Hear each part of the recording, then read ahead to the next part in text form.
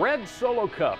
You've seen it, you've probably used it, but did you know that the lines on the cup actually mean something? We're going to tell you what coming up. Plus, what better way to celebrate our Day of Independence than a family-friendly parade, where and how you can take part of the fun by decorating your strollers, wagons, and bikes, even your pooch. And we're at it again. It's time for you to figure out where I am on Delmarva. I'll have all the clues you need to know coming up. God bless America. And Alex, Shiloh, and Terrell in the house with a patriotic tribute for this 4th of July show. Delmarva Live starts right now.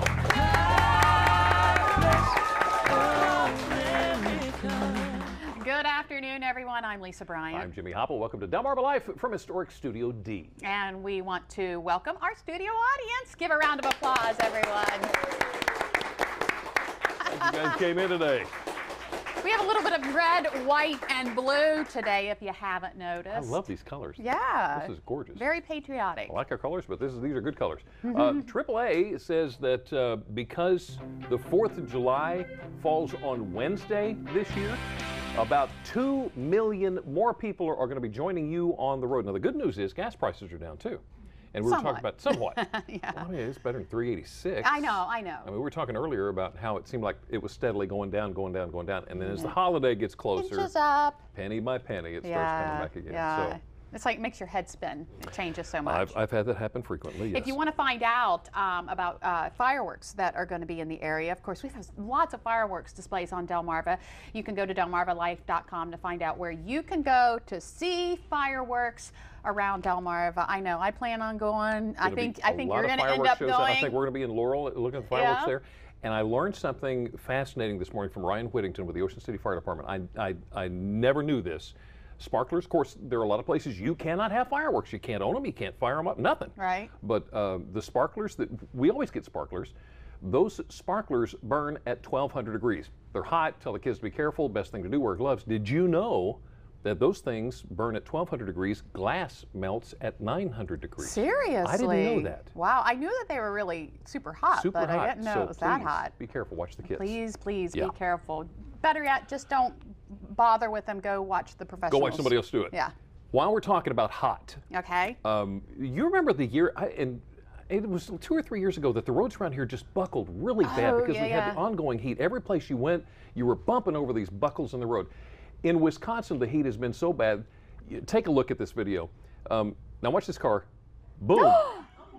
We're talking airtime there. Here's what happened. This lady was on this bridge taking a picture of that right there. You can see how much it buckled. She didn't realize her smartphone was on video mode. So she was trying to take the picture, and she caught that SUV jumping over. Look at this. Look at how high it gets. He thought he was in the general lead, didn't he? Yeah. Went across the median, went across the other side, went into the field on the other side. They actually had to go to the hospital. Aww. No word on injuries, but just, be careful out there. What incredible. It's amazing what the heat can do. I mean, look at my hair. It looks beautiful. What? Thank you. Ladies, you know what I'm talking about. It's perfect. I like it this way. Well, people are still talking about, speaking of weather, the storms we had Friday night, or should I say storm? I don't know. It was like one big storm. And I saw this picture yesterday. Somebody posted it on Facebook.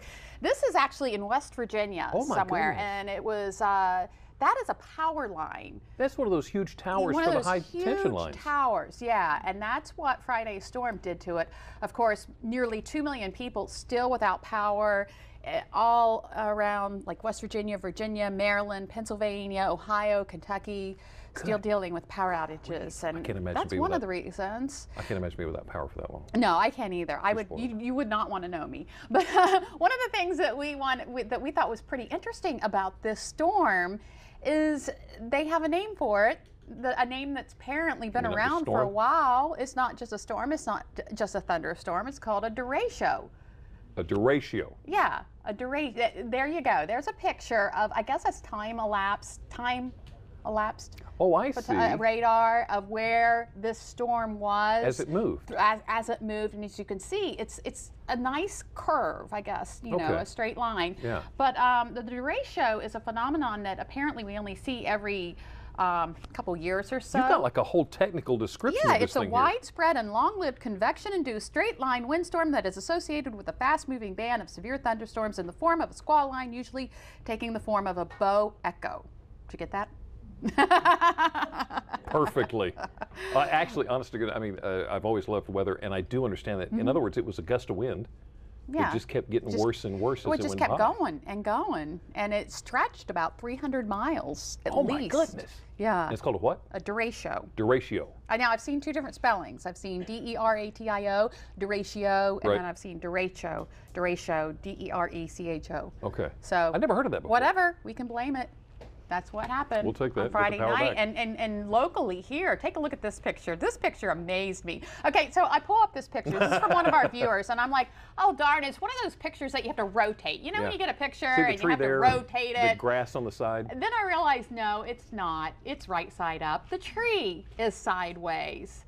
There it is. Oh, I know where that is. Yeah, that's up near Reliance, near the Woodland Ferry. Just on the north side of the Woodland Ferry. On the other side of that tree route is the road where you go to Seaford.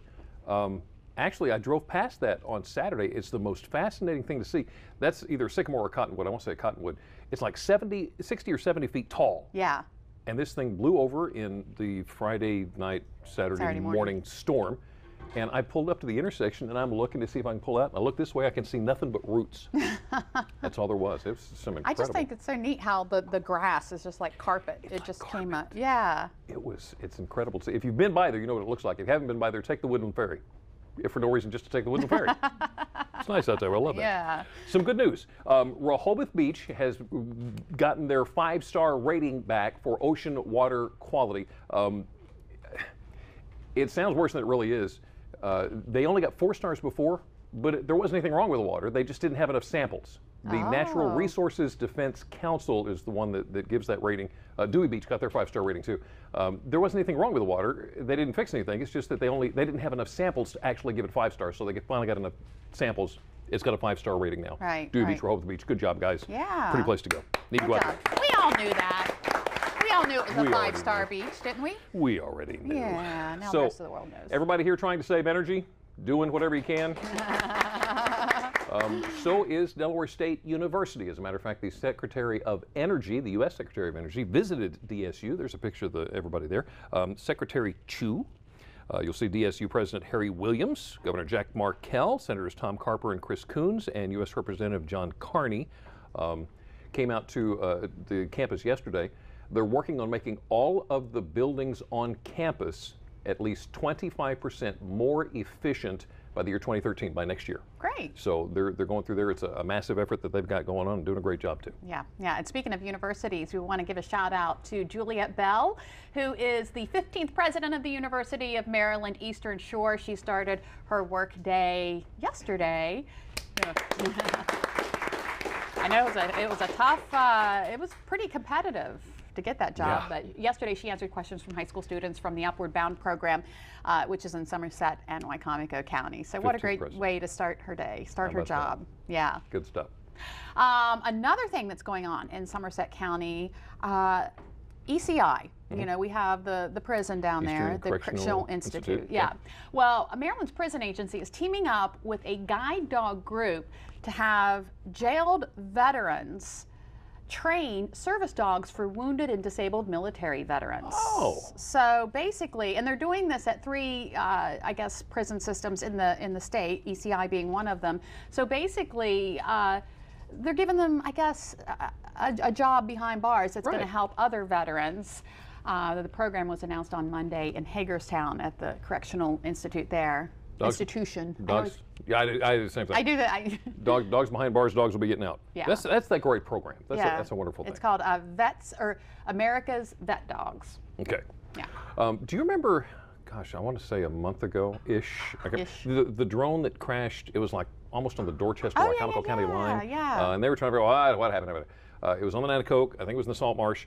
The reason I mention that is because it was a drone, and a lot of people are really getting nervous about the things that you can do with these drones, like mount cameras, look at anything that you want. There is a trade group that has now brought out a code of ethics. It affects not only the producers of these drones, but the people who operate them, because there's a lot of people getting nervous about How do I know somebody's not up there watching me? Right, right. So there's a code of ethics that's come out about that, and they're going to take care of that here pretty quick. Yeah. FAA, as a matter of fact, they're still trying to come up with regulations. You've already got the technology. They don't have any rules for it. So they could, at this point, could do whatever they want with the drone. Whatever they want. They can come over your house and look down and say, hey, Jimmy's down there. What's he watching? Oh, Jeopardy. Yeah, and he hadn't cut the grass. Trying to raise funds. I know Zach's had to do it for school and for several things. Selling candy bars. Oh. Magazine subscriptions. Pizzas. There's a high school in Pennsylvania that's selling the building. What? Honest to goodness, this kid right here came up with this idea to put the building on eBay to set bids start at $600,000 for it's in Langhorne, Pennsylvania. Its eBay listing describes the public alternative school for at-risk teenagers as pre-owned and slightly used.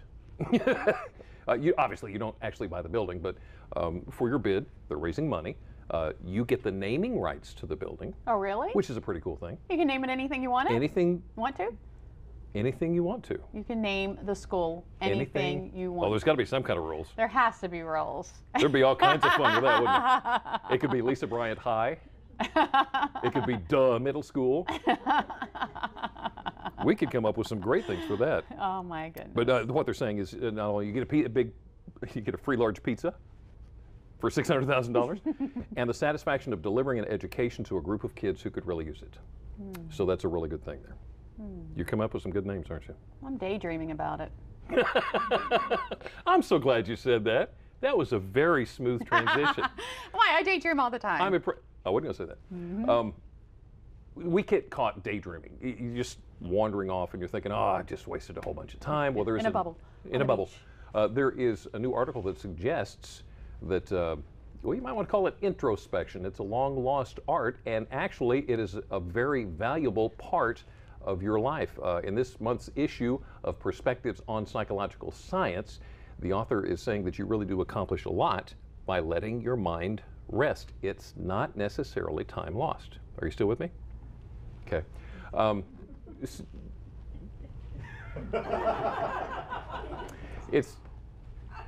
It's an opportunity for productivity, and the author suggests that constructive internal reflection is critical. Does it matter who's in the internal reflection with you? For learning from past experiences and appreciating. Does it depend on what you're daydreaming about? Still to come on Delmarva Life, show off your patriotism in a local parade. This is one the kids are going to love, and we're going to tell you why. Plus, we're in the kitchen with a sweet treat that'll go perfect with your 4th of July picnic. Bartlett Pear is in here in the house to show us how to make it. And you know what? Brian is somewhere on Delmarva, and we've got to try to figure out where. Well, Jimmy and Lisa, I have several clues for everyone to try to guess where I am. Here comes the first one. Get ready. Clue number 1. The town I'm in has an elevation of 39 feet. If that doesn't help, there's other clues to come. Stay with us. You're watching Delmarva Life. We will be right back. Delmarva Life is brought to you by Sussex County Federal Credit Union, guiding you to your financial future. Peninsula Regional Medical Center, honored to serve the entire Delmarva Peninsula since 1897. And your local York and Mitsubishi dealers.